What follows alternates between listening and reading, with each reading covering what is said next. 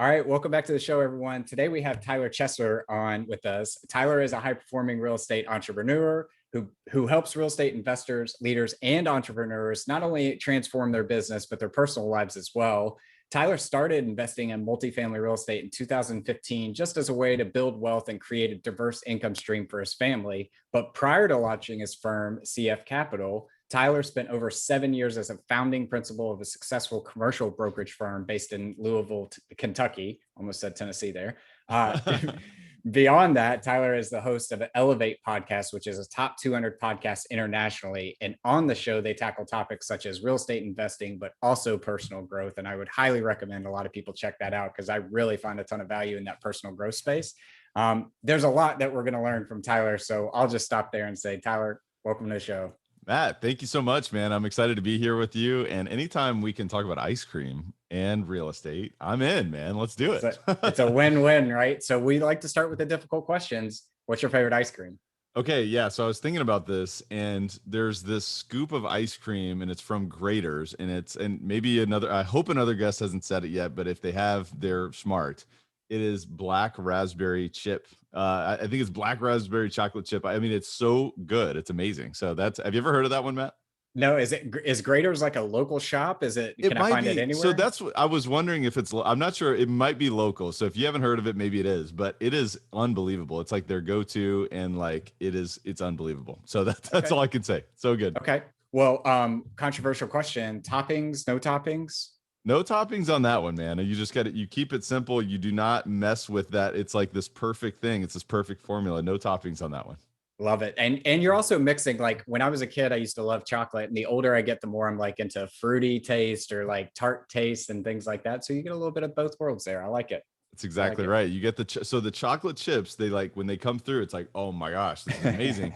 And then you got the black. I mean, I'm telling you, if anybody's listening to this and they can either they go to Graders, whether that's local or regional or national, I'm not sure, but just go to your ice cream shop and ask for that. I'm telling you, you will not be disappointed. I love it. I love it. All right. Well, tell our listeners, what's the scoop? What do you do today? Yeah, well, I'm a multifamily real estate investor. In fact, actually, I just learned before the show that I got an accepted deal. It's actually a flex deal. It's a warehouse and office, so it's a mixed use industrial and office use property. So I'm now a more dynamic real estate investor. So, but I do focus on multifamily real estate investing. We purchase 100 to 350 unit properties in the Midwest and Southeast United States. And that's where the majority of my focus goes. But I'm also a podcaster. As you mentioned, Elevate Podcast is all about mindset, mind expansion, and personal growth for high performing real estate investors.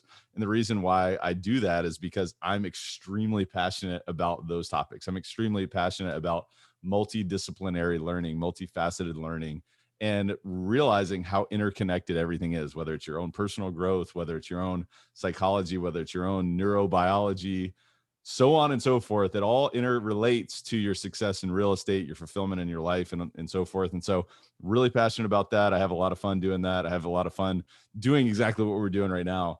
I'm also a high performance coach for real estate investors, one-to-one, and also group coaching.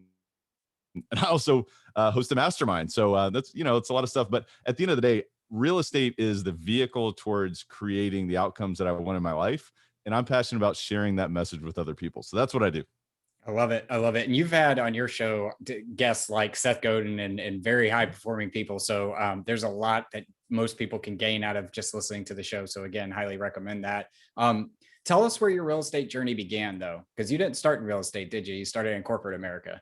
That's right. Yeah. I started in corporate America, and I was always taught growing up, go to school, get good grades, get a good job, and then make sure that you maximize your retirement plan and, right off in the sunset when you're 65, right? Or maybe 65 and a half. And, maybe you have a white picket fence and maybe you have 2.5 kids and so forth. And obviously I'm kidding and some of that stuff, but, I grew up in a middle-class family. My mom was a nurse.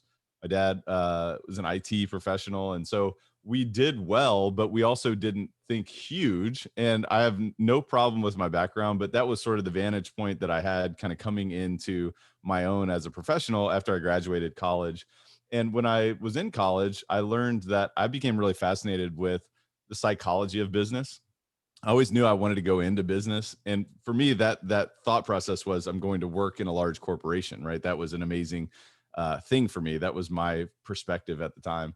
And the reason why I was so passionate about the psychology of business was I started to really get fascinated with branding and marketing.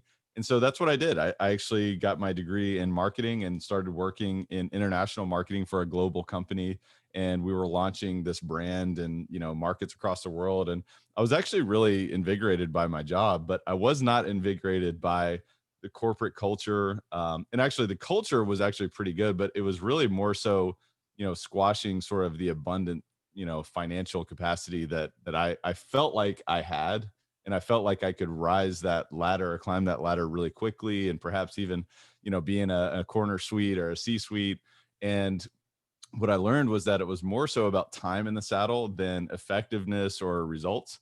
And it was more about politics and so forth. And so for me, it took me a few years to realize that. But once I realized that, it was like I kind of was, I almost felt like a rebel, so to speak, because I was like, I'm not okay with that. And the first inclination, you'll probably think this is kind of funny. My first inclination was, I'm just going to get my resume ready. I'm going to start interviewing with other companies. And then I started doing that. And I'm like, what am I doing? What am I going to just interview somewhere else? It's going to be the same thing.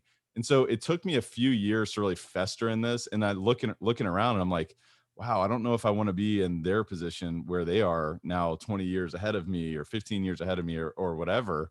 And man, I was kind of pushed in a lot of directions. And to keep a long story short, I had purchased a house a few years before that, and I was having a bunch of maintenance issues. And I was actually kind of tight on money, and I was working really hard. And I was like, man, I'm a corporate, like I'm a success in comparison to a lot of people. And I was still kind of struggling financially. And so I started to really ask myself questions that I hadn't asked myself or I never considered asking myself. And then I started asking other people. I started networking. Long story short, I started talking to people who were in real estate. And actually, the first person I talked to was a residential realtor, and he was like, "Hey, just come to our webinar, or not our webinar, our seminar next Wednesday night, and just see if real estate might be a career option for you." And it's funny because my marketing brain, like when I think of real estate back then, like for me, it was houses, buying and selling houses. Like that was the brand of real estate, and that was my entry point into the business. Is I got my real estate license, and then of course I've taken this long trajectory since there. But that was my very first entry point, and that was over 8 years ago. And I started selling houses on the side, and I doubled my income within 6 months. And I was like, well, this solved my financial issues. This is great. And now I'm like, wait a minute, this is really emotional. This is like, I create my own schedule, quote unquote, but I also have no, no limits to how my schedule is demanded upon, nights, weekends, and so forth.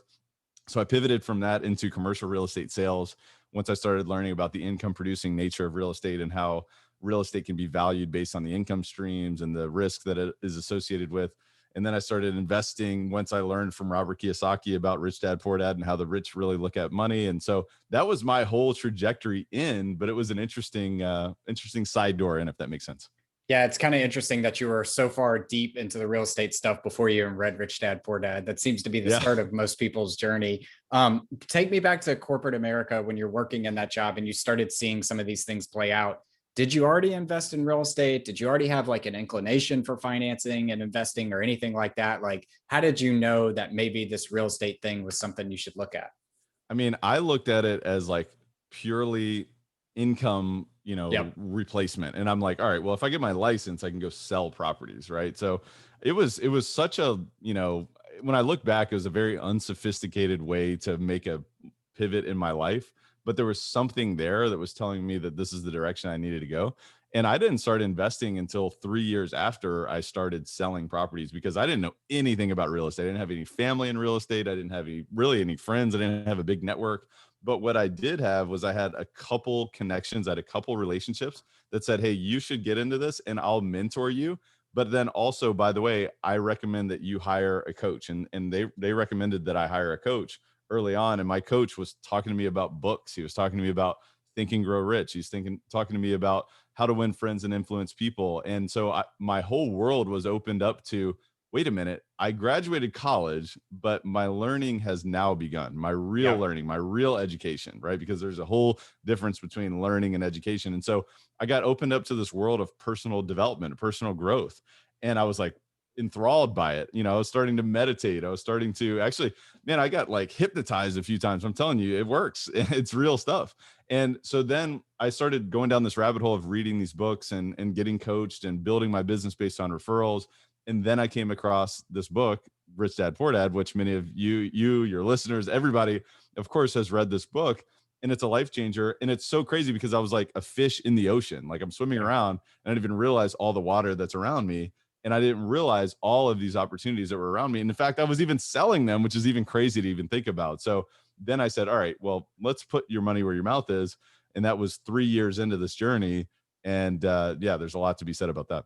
Yeah, I wanted to say two things. One, when you say that's fish swimming in water and you don't realize the opportunities around you, and then you kind of wake up and you see all the opportunities. I was on a show recently, and that's exactly what I said. Like, I have an opportunity problem. I have so many opportunities that I don't know which one I should focus on, which one I should go grab because there's just so many around it. And it's really just a mindset shift that you have to make to see those opportunities around you. But I want to go True. back to the a comment you made around I just had this feeling that I was drawn there. So a lot of people are going through coming out of this pandemic and going through their life, and they have a calling towards something. They feel an inclination towards something, but maybe they don't pursue it for societal reasons that society tells me they shouldn't, or they have other obligations or other things. How did you know to listen to that feeling versus other feelings that you may have had in your life that you didn't pursue? Yeah, I mean, looking back in this particular circumstance, I was almost my back was against the wall in some ways because, I felt like in the moment I was a victim of like my house was breaking down. I mean, truthfully, I was having all these maintenance issues. I had a pipe break in the front yard. I had a pipe break under the garage. So we had to jackhammer up the garage and fix this pipe. And then I had a tree root, as crazy as it sounds, I had a tree root grow into the hot leg wire that was literally providing the power of my house. So I'm like doing all this research, like figuring out why do I have no electricity? So then they dig up my backyard. I'm like, this is insane. What is going on? Get this. I'm literally cutting my grass one day.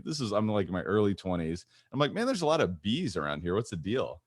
I find out that there's literally 30,000 bees that built a colony in the side of this house. And it was, by the way, this was not like a beater, like rundown house. And it was like, so all these issues are happening. So for me, it was like my back was against the wall. And I was like, man, I got to pay for that too. I got to fix this. And then I got to do this. And like life was happening to me, Yep. but actually it was happening for me. Right. So it was actually pushing me in this direction to where I was like, I probably had some choices, but I was like, man, I'm not okay with this. I'm not okay with my financial situation. So I'm going to make a leap. But there was something about, this direction that felt in alignment with what I was supposed to be doing.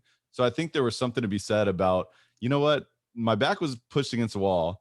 I could have just said, you know what, I'm the victim, I'm crumbling, so I'm just going to be angry and I'm just going to be bitter at everyone and I'm just going to be, mean and sour.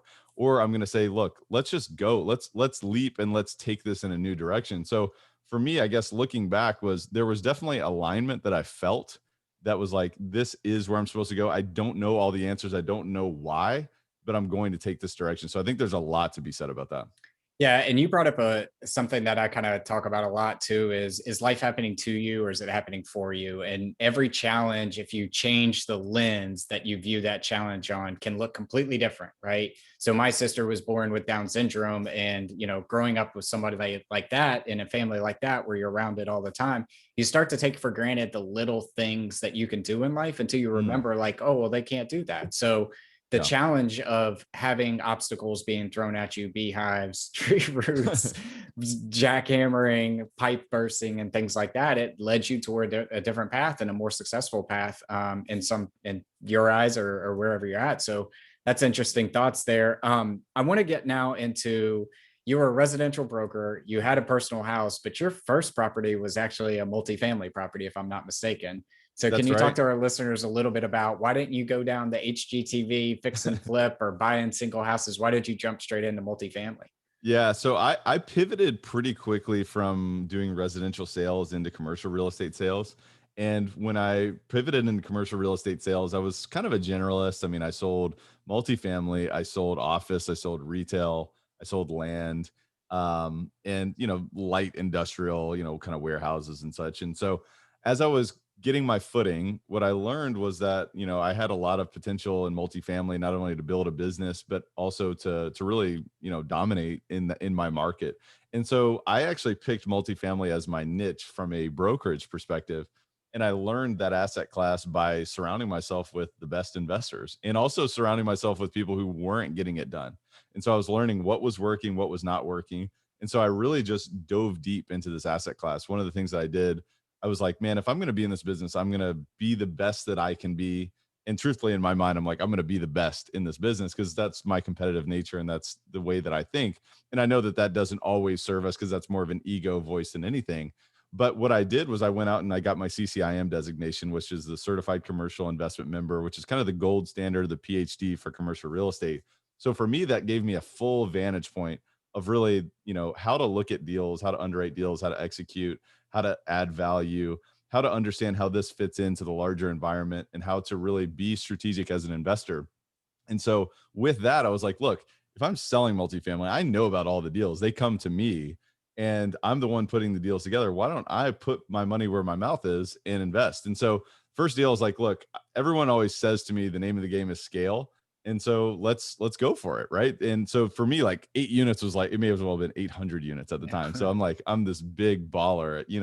And so the first deal I did was 8 units. And man, there were some challenges for sure, but it got me in the game. And I ultimately, and we can talk about some of the challenges and things that I experienced, but I had to go through that to really figure it out. And like one thing that I've become, it's almost like a central ethos to like my entrepreneurial personality now is like, go and figure it out, go and figure it out. And, bring people in, bring other experts in to help you figure it out. I didn't have the other experts early on in this, but I knew that I needed to go after it. And I'll tell you what, man, it was even before I closed the deal, like even at closing, I'm like a little bit overwhelmed. I'm like, oh, wait a minute. Oh, yeah, I have to like prorate the rents and I have to, where am I going to put the, security deposits and what about my leases and all these little things. And it was very overwhelming. But then I was able to put it all together over time. But of course, those were the least of my worries once I got into the deal. But that's why I started with an 8 unit, if that makes sense. Yeah, and I've heard you talk about in the past that 8 unit was not the most successful deal that you've done. So maybe could you talk to us a little bit about some of the struggles of that first deal, and hopefully tell us a little bit about like what would you have done differently? What are some learning lessons that you took away from that we could take away from that journey? Yeah, well, luckily time healed the wounds and Yeah. ultimately it became a success. But early on it was very challenging. So it was what I looked at the deal as, and I thought it was like, all right, this is a value add property. I can go in here, I can improve the units over time, and I can increase the rents because I looked at the deal and I was like, all right, well, they're 30 to 40% below market. And this was like my total back of the napkin market analysis. But I went into the deal and I recognized very quickly, and I didn't know this language at the time, but this was not a value add deal. This was a distressed property. This was a property that had been mismanaged for decades, and it was like mom and pop, like cobbled together, not only physically but operationally for literally decades. And it was amazing. And I had no idea. Again, I was a fish in this ocean that had no clue what was going on. And I'm like, look, Rich Dad Poor Dad says if I buy the property and the income is higher than the expenses, that's cash flow, man. That's what they talk about. And of course, that's true, but there's many nuances that we need to become aware of to a much higher capacity in real estate. And so as I bought this property, what I learned immediately was that half of the tenants were non-performing. And I'm thinking, well, wait a minute, what's going on with why are you guys not paying rent? I mean, I could have never imagined my life, living somewhere and actually not paying for it because, it's just what we were taught, right? But the whole world doesn't live that way, especially if you're in a distressed type of situation. If there was no screening, there's no tenant screening, there's no application process, and so forth. And, people are just letting things slide and saying, yeah, well, you can just pay me whenever you want. Well, I was studying all the books on, property management. And for me, it was like, look, you pay on this date. And if you don't pay by this date, you're late. And then by this date, I'm going to file on you. And of course, I'm following all these procedures.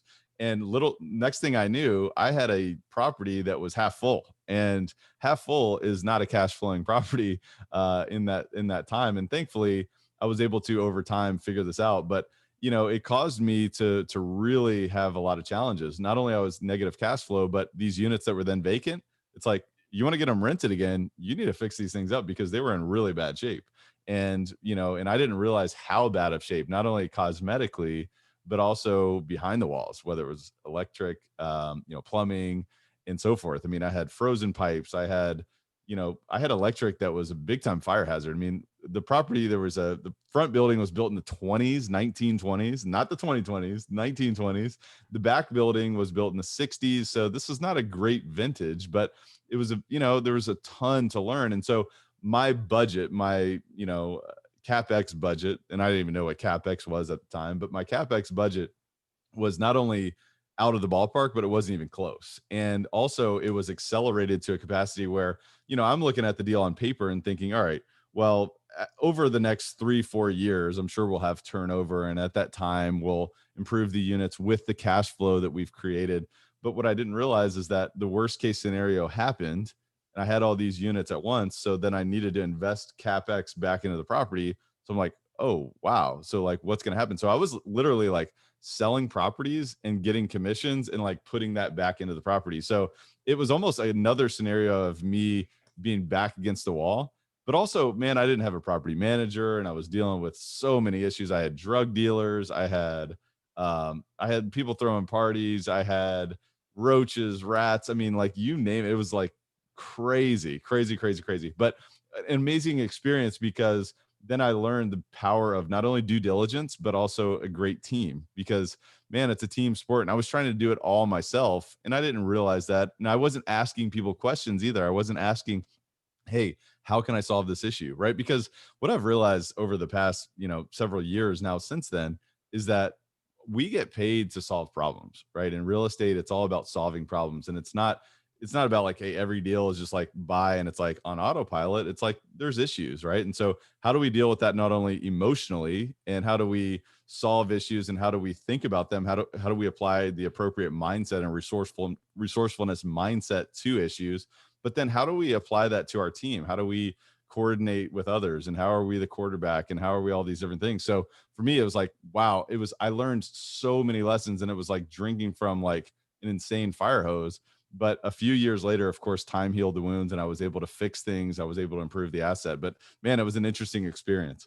Yeah, and two big things that I heard from that really is it's always good to have some sort of mentor or somebody that's been through things before that you can bounce questions off of. You can say, "Hey, a 1920s building, is that old? What problem am I going to come across when I rip off walls here and things like that?" Because Right. I know anytime I've ripped off walls or torn up floors, it's never what you want it to be underneath there. It just compounds after that. So having a mentor is always a good thing to do, something that you do now with your coaching. And then the second is capital reserves. I don't think that new investors really understand that need to have capital reserves for at least the first 6 months to see how the property is going to operate, to make sure that your rent rolls aren't inflated and that tenants are paying on time, because everybody looks good on paper. People will tell you that tenants are paying on time, and then you get in there and they don't pay you for a couple months, and it can be something different. You mentioned team though, and I agree. Like multifamily and commercial real estate specifically is a team sport. There is no way that one person can know everything, or if they do, they should be doing all of that. Who's on your team? How do I go about finding good team members and things like that? Yeah, I mean, man, our team now is powerhouse. I really feel that way, and I don't say that to beat my chest, but I say that to really give my team kudos because they're amazing. And it starts with my business partner. I mean, my business partner. Big shout out to Brian Flaherty. He's an amazing individual. And really, it starts there. But beyond that, it's property management. I mean, our not only on site staff, but the higher ups in the company. We deal with third party property management. We don't do in house property management to this point with our company. It's possible that at some point we might bring that in house when we have a critical mass. But you were going to ask a question on that. Yes, because that's actually something I see with operators. They either vertically integrate and they have it in house, or they don't. Can you tell us a little bit about why you don't do it today? Yeah, we've done some calculations and recognized that on paper it would only make sense at about 4,000 units and above. But on paper, of course, again, going back to the earlier part of the conversation, on paper and in reality is a little bit different. And it's not our core competency to be property managers. And so we let the experts do what they do, right? So that's where we're at right now. And as we continue to grow, we'll continue to evaluate that in terms of what makes best sense in terms of our own vertical integration or so forth. But to us, that's an investment that makes a lot of sense, not only for the health of our asset, but the health of our investors and so forth. And so, property management is a key component. Legal is extremely important for us. We raise private capital for our deals, and so we have securities representation, which is obviously extremely important to remain compliant and legal, and obviously give everybody the tools and documentation that secures their investment and protects them and protects us and so forth. And in addition to that, on the boots on the ground legal representation is very important for us, whether it's purchase and sale agreement, whether it's legal due diligence and so forth. Also, accounting is very, very important for us. Not only from a tax strategy perspective, but also from a logistical and really distribution perspective. So there's a lot of importance there. Beyond that, underwriting and analyst work is very important for us. One of the things that we're blessed to have these days is a healthy deal flow, quite a bit of deal flow. And so if we were cranking the numbers on and getting into the weeds on every single deal ourselves, like myself and my business partner, it would be, I mean, I can't even tell you, like I would, first of all, I would, if I had hair, I would pull it out. And second of all, it would take forever, even though I'm a CCIM and so is my partner.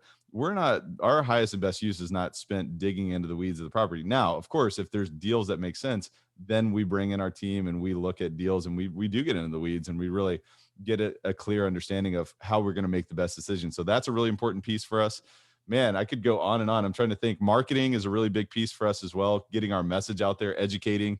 Our marketing perspective is educational based marketing, and so getting information out to people that helps them learn and make decisions. And if they wanted to invest with us, then they can. Or, whether it's a broker or a seller, they may come across some of our information, whether it's online, whether it's otherwise, and they may say, well, I'd like to get to know them. I'd like to build relationships with them. And so the core of my philosophy and of our business is relationships are key. So marketing is a big thing. We've got marketing team members. And of course, I do the podcast like you do. And I've got team members that help me with production and guest outreach and all that stuff. So, man, I could go on and on, but those are just a few. And it's extremely important, man. It all works together. Yeah, you said the highest and best use of your time, and I that's a phrase I use all the time. And I lead a team in my W-2 work, and I talk a lot about that. We have different responsibilities, but we're all on the same team trying to accomplish the same thing, right? So just because your highest and best use of time is this, and mine might be different, doesn't mean that it's a higher use of skill set. It's just I think that I add most value here, and this is light for me to do, where it's heavy for me to do that, and it's light for you. So I love that you said that. And then I just want to plug a book, Who Not How by Dan Sullivan. So that's one thing that I'm really focused on this year is figuring out who, not how. So there's a lot of things that I do to publish a podcast, for instance, to invest in real estate deals and all that kind of stuff that I was doing a lot of that work from finding the property to underwriting the property to going out and visiting the property to closing on the property to wiring the money and just all these different things. And Who Not How basically says, who can help me do the idea of real estate investing, not how am I going to do something. So I just have to give that a plug. I want to switch gears on you real quick and talk about the deal that you have, and we're going to go off script here, and we might be able to cut it if you don't want it out there. But the deal that you just got under contract, can you talk to us a little bit about that? I'd like to understand what the deal looks like. Why are you moving a little bit away from multifamily into some mixed use properties, and just a little bit about that? Where is it located? Tell us a little bit about it. Sure. Yeah. Excited about it, man. I recently sold a property that I owned. It was a 36 unit multifamily property. And man, we knocked it out of the park. I mean, like 200 feet over the fence. It was like amazing. And by the way, I want to caveat and say that not every deal is a home run like that. And Yeah. there are some, right? They do exist, but don't swing for the fences every single time. Just try to get on base, right? And so I have to just say that that was a phenomenal deal. and we had a tremendous gain on this asset. And so I partnered with one other individual. It was not a syndication deal or anything like that. And so I am not doing a 1031 exchange, but it's a little bit of a tax strategy to purchase other assets and have a little bit of a back end tax strategy in terms of cost segregation and such. And so I've been looking for other diversification in and out of multifamily. And you know how multifamily can be at times, it can be very competitive, and it can be very compressed in terms of yield, especially on maybe on your smaller deals, and really across the board in many capacities. But so I've been looking, and this asset came across, and it's a flex deal. It's about 50% office, 50% warehouse. So it's a mixed use industrial property, and it's a multi-tenant asset. And so it's a crazy story, to be honest with you, if you really want to know. So I was literally looking at this asset because I know the agent, and it's a beautiful property. It's a class A office space, and it's got really amazing space in terms of warehouse. And there's a ton of demand for this type of asset in the current marketplace. And I've been wanting to get into industrial for a really long time. It's an asset class that I have a lot of admiration for, and I haven't, I've been really active in multifamily. So I went to go look at this. So check this out. I went to go look at the property, and the agent was there, but two other guys that I know really well and I've been wanting to do business with for many years literally show up at the exact same time. And I'm like, hey guys, what's going on? And they're like, hey, wow, great to see you here. We just decided to come drive over here and take a look at this property. We didn't have an appointment. And I'm like, well, I have an appointment, so you guys want to go with me? And they're like, yes, let's do it. So it was crazy because I didn't have a clue how I was going to work out this deal, to be honest with you. But I was like, I'll go look at it because I'm friends with the agent, and maybe I can figure something out when I'm there. And anyway, not to take us off into this rabbit hole, so to speak, but there was a synchronicity that happened. These guys, they're phenomenal guys. They're really smart. They're really sharp real estate investors. They do self-storage. They do industrial. They do multifamily, new construction. And we came there at the same time, and it's like, guys, this is meant to be. We need to do something. We're walking around the deal, and we got all the creative juices flowing. That's like, here's what we can do with this, and we can partition this off, and here's how we can add value here. And it was like, whoa, like, let's go. Like, I'm being dead serious. And so we made an offer, and we literally just got it under contract today. So that's what it's all about, my friend. Where is it located? It's in Louisville, Kentucky. Okay. So, Yeah. so Louisville is very centrally located. That's why Yep. UPS has a big hub there, is because I think they can reach 70% of the country within a day's flight, or I don't know, something crazy like That's that. exactly right. Yeah. Okay. Is that why you want to get into industrial, because it's a big market there for Louisville, or is there some other reason you like the industrial space? I like the risk profile. I mean, it's lower risk, and it also kind of is a different part of the market cycle, if that makes sense. Yep. A lot of the stuff that I've done in multifamily is C and B class, and so obviously it's really strong in where we're at, and I think it will be for a long time. But it just gives a different sort of perspective to my portfolio, if that makes sense. And so, it's absolutely has a lot to do with distribution, manufacturing, logistics. This market in particular is really strong in those capacities. And so, this is sort of it's a smaller asset. I mean, there's million, 1.5, 2 million square foot industrial assets that, the biggest REITs in the world either develop or buy in this market. But this is more of your under the radar type of deal, and it's a great way to add value as well. So we found the deal, and we think we're buying it for a great entry price. And it needs to be leased up. So what we're going to do is we're likely going to occupy some of the space with our company, and because there's a beautiful class A office space, and we're going to share some of those services. Like these other guys they're amazing investors. They have their own company. We have our own company. We'll occupy some of the space, and then of course we've got other alternative other tenants that will occupy some of the other space. So there's a lot of ways that we can add value here, and it's pretty. I'm honest, as you can tell, I'm still like catching my mind up on this deal. It's a really exciting opportunity. Yeah. When do you plan to close? We'll probably close. I would say we'll probably close in 2 months, 45 Yeah. days, 2 months. Yeah. Awesome. Awesome. Yeah. No, that's exciting. And, it's something I've been thinking about a lot too, is how do I diversify myself away from a little bit of multifamily and a little bit of Yeah. like residencies in general. I still own a Right. single family portfolio as well. And industrial seems to be like a great spot to be in. And also, to be honest, like I think class A office space and office space in Yeah. general is going to start being a bargain as you see some of these workers push back on not wanting to come into the office, because that means Yes. prices will lower, cap rates will increase, and we'll be able to gobble up properties. And no one can tell me that office space won't be valuable at some point. And if at the very least you can repurpose it into something else. So, Yeah, and let me, if I could add one thing. So there's a couple of things. So what you just said is another key to my thinking, is that when everyone's looking left, look right. And what yep. Warren Buffett says is that when others get fearful, get greedy. When others get greedy, get fearful. And there's a component to that in some degrees. And we've carved out a really nice competitive edge in multifamily. So we're getting deals that are still attractive. And so I feel good about that. But at the same time, there's something here to where people are looking at office and saying, wow, I'm terrified of this. This is scary. And so cap rates have increased, right? And but then the other thing too is you balance the management responsibilities. We were talking about property management earlier.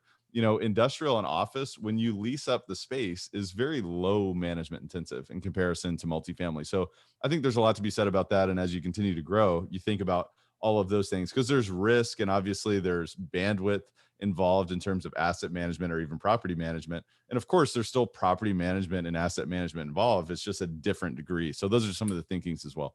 Is that because of the idea of most office space is triple net lease? Yeah, that's right. So, Yep. so some of our listeners, that might be a new term. Can you tell us a little bit about what triple net lease is and how it differs from like a multifamily and somebody living in an apartment, for Yeah, instance? absolutely. So triple net just basically requires the tenant to pay for taxes, insurance, and maintenance. And really, outside of that, there's really minimal landlord responsibilities other than if for some reason it depends on the lease, but typically your roof and your structure is really required for the landlord to continue to maintain, or if there's any issues, that's the landlord's responsibility. But beyond that, if there's maintenance issues, that's the landlord's responsibility. And sometimes in the leases, it'll say, well, if it exceeds a certain price point, then the landlord steps in and contributes. But taxes and insurance. So net, triple net, that basically means the total income that's generated from that lease is basically your net operating income. So that's not like, if you rent an apartment unit, let's just say you generate $10,000 a year from that one particular apartment, you're going to have expenses, whether it's utilities, whether it's property insurance, taxes, property management, and so forth.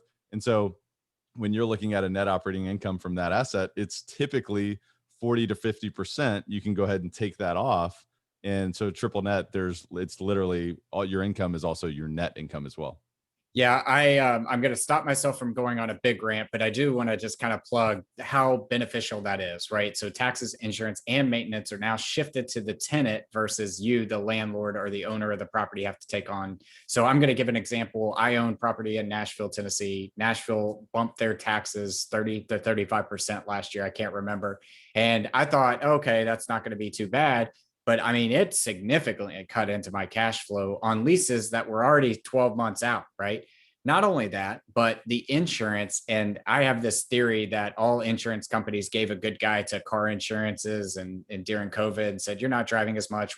We're giving these nice rebates and things like that. And then on the back end are just getting it on the property, because all of my property insurance went up more than the significant, like 2 to 3%, including Hmm. I own one property in a flood zone, which the numbers worked, right? It wasn't that bad for the flood insurance. I knew that going in.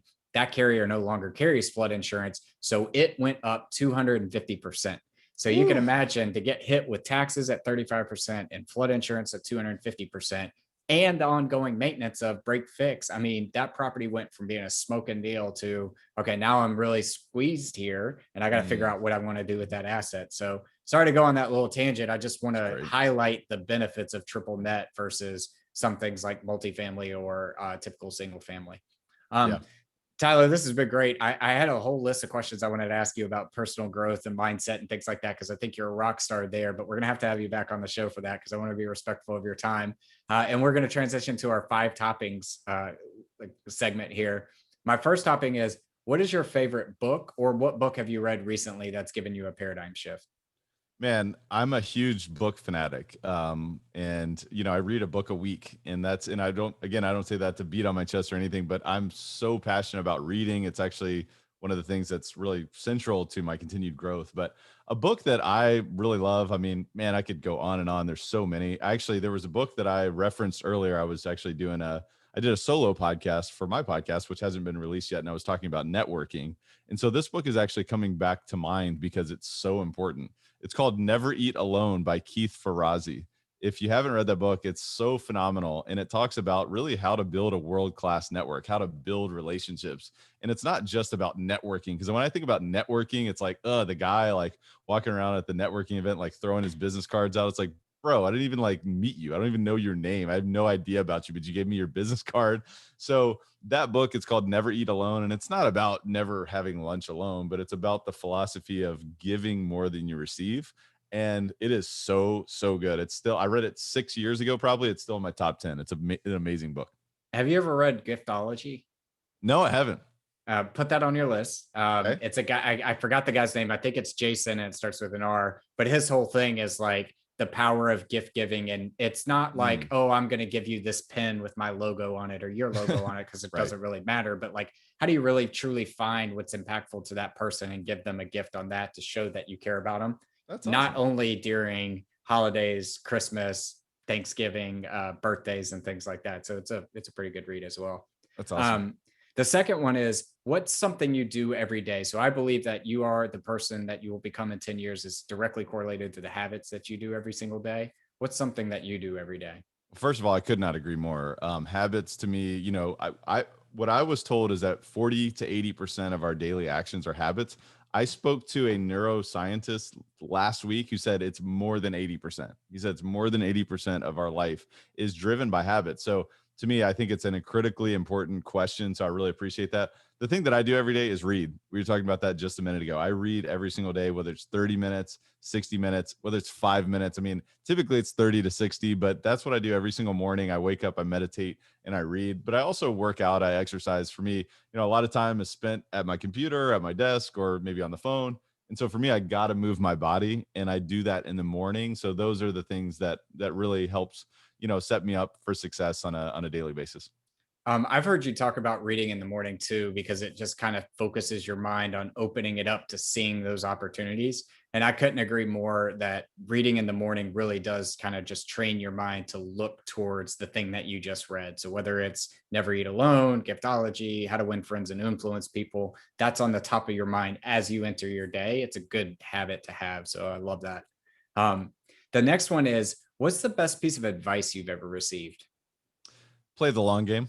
For me, it's play the long game, and the reason why is because it applies to everything. Everything. There's any moment, like we could play the short game and shortcut somebody.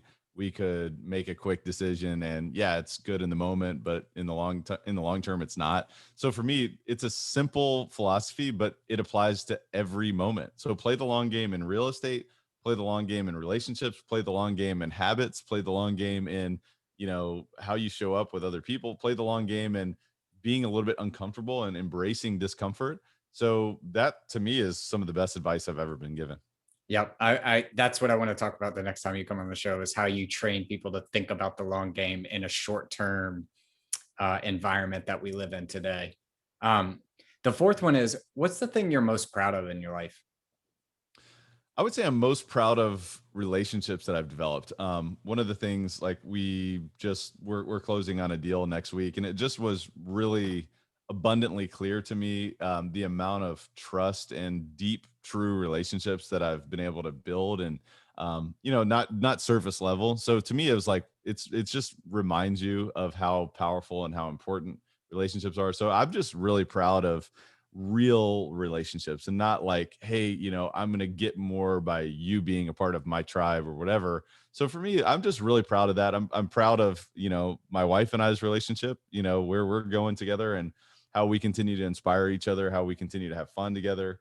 And yeah, man. So I think that's what I'm most proud of. And your wife is a special guest on your podcast quite frequently. So That's right. That's so if right. you want to check them both out, there you go.